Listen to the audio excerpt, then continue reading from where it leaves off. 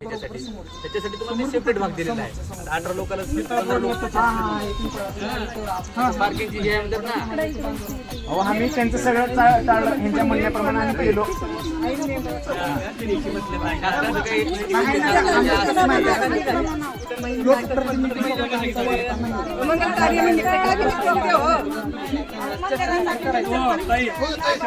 त्यांचं म्हणणं वेगळी जागा द्या म्हणलं तर तुम्ही ती जागा द्या म्हणलं, त्याच्यावरच चर्चा करा. जरी म्हणाला निर्मिती केंद्रापाशी पाहिजे, तुम्ही म्हणायला लागला जिथं आम्ही द्यायला लागलो ती मान्य करा.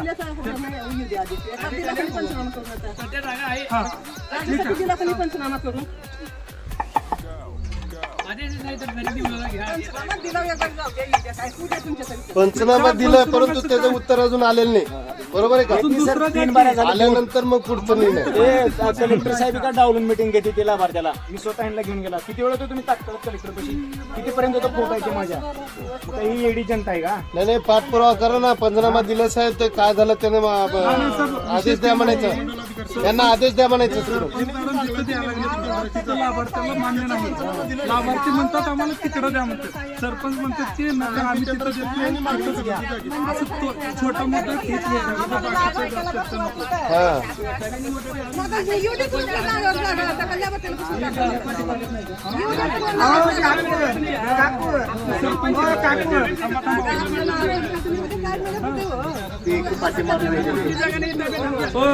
पाटील साहेब तुम्ही बसा खाली बसा लक्ष द्या, खाली बसा. ग्रामपंचायतच्या ताब्यात नाही का नाही? कलेक्टर ऑफिस कलेक्टरनं काय म्हणले, तुम्ही जागा जी ही करताल तिथून याच्यातून पारित करून घ्या, बरोबर? त्याने पारित करून दिल्याच्या नंतर कलेक्टर त्या ठिकाणी जागा देणार, असं आहे. अरे तुम्ही मान्यता द्या ना. तुम्ही आमचे लोकप्रतिनिधी आहोत, तुम्ही आमचे लोकप्रतिनिधी आहोत, आम्ही तुम्हाला निवडून दिला, तुम्ही आमच्यासाठी लढा पाहिजे का तुम्ही आमच्या विरोधात उठा पाहिजे? मग विरोधातच आम्हाला एक मिनिट मी काय म्हणायला लागला, हो का, आम्हाला भीमनगर पासून म्हणजे ज्या ठिकाणी आमचं भीमनगर आहे त्याच ज्या भीमनगर ज्या ठिकाणी आहे त्याच ठिकाणी तुम्हाला आम्हाला करायचं का? निर्मिती केंद्रापाशी द्या ना, काय अडचण आहे सांगा. काय होतंय प्रॉब्लेम काय आहे? आम्हाला निर्मिती केंद्रापाशी जागा द्या, तुमच्या हातात विनंती आहे. नाही तर आमचा तुमच्या सोबत काढे मात्र संबंध नाही, आम्ही डायरेक्ट प्रशासनाच्या विरोधात काय चर्चासत्र करणार आहोत. जर लोकप्रतिनिधी जर म्हणजे सहकार्याच्या पाहुण्यानं बघत नसेल तर आम्हाला मग आमचा लढा जो आहे तो कायमस्वरूपी चालू ठेवायला पाहिजे. योजना काढते पण काढते शासन, आणि काय एवढं जनतेला येड्यात काढायचं. गेले मराला आले काय करणार योजना घेऊन, काय करायचं? दुसऱ्या योजना फास्ट लगेच. परवा त्यांच्या नाताला मी दवाखान्याला घेऊन गेलो, जेव्हा बघायला गेलो का त्या ठिकाणी ते झोपलं होतं का तिच्या पलीकडल्याच बाजूला पाणी गळत होतं. व्हिडिओ काढला मी त्याचा. उद्या निवडणूक आपण नेमणुकीचा आपला विषय ते करतो. शासन द्यायच्या अगोदर सरपंचांनी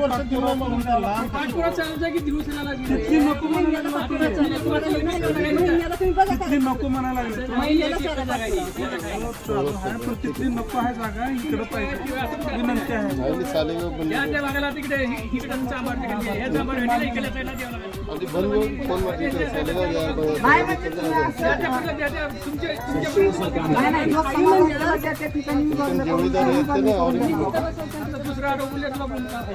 आडवं का बोलायला जे आहे ते बोलायला मागणार की लोक तुम्ही ज्यावर मागला त्यावर खाजगी जमीन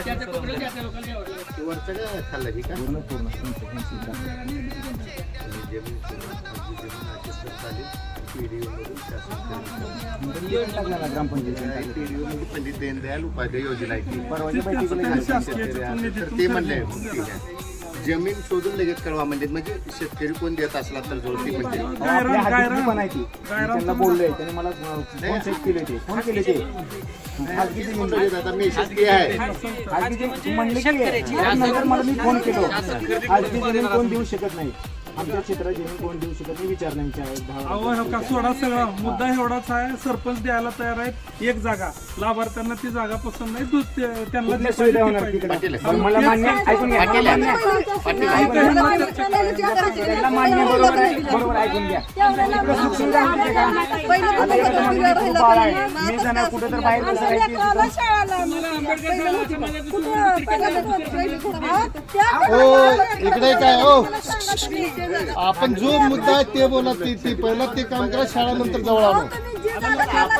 अहो, ते आहे ते तुम्ही पाटलाला उभा केलं की नाही, पाटील आहेत नाही तर कोणी तर बोललं तर निर्णय घेता येईल. आपण प्रत्येकाने बोललं तर होत नाही ते काम व्हायचे ते काम होत नाही. आहे ना पाटील बसले, पाटील सांगतील त्याप्रमाणे चला. आम्हाला त्यांच्या वस्तीपासून दूर करायचं नाही हो तुम्ही पाटील माझं मत काय की एकट्याने निर्णय घ्यावा. मी म्हणजे काय बोलणं मला काय म्हणलं माहिती इतर विषयामध्ये उभं वाढत चाललंय. ऐकून घ्या ग्रामपंचायत नाही म्हणलं आपण कलेक्टरला लेवल नाही तोच मुद्दा मांडतात, तोच म्हणलं विषय ना मी. सोडून बाकीचे हे तुम्ही काय करत तुम्ही बसला ह्यानी बोल त्यांनी बोल त्यांनी बोल असं नका करू. एकच विषय ते आपल्या मार्फत जो आहे ना हा, विषय, फक्त एकच एक विषय. निर्णय घ्या. एकच ठामावर विषयावर आपण दुसऱ्या विषयावर नाही तुम्हाला बसवलं ना तुम्ही निर्णय घ्या, बोला तुम्हाला काय ते शासन आले तिथं. त्या लगेच एक कोरा कागद लिहून जाते. काय म्हणणं असेल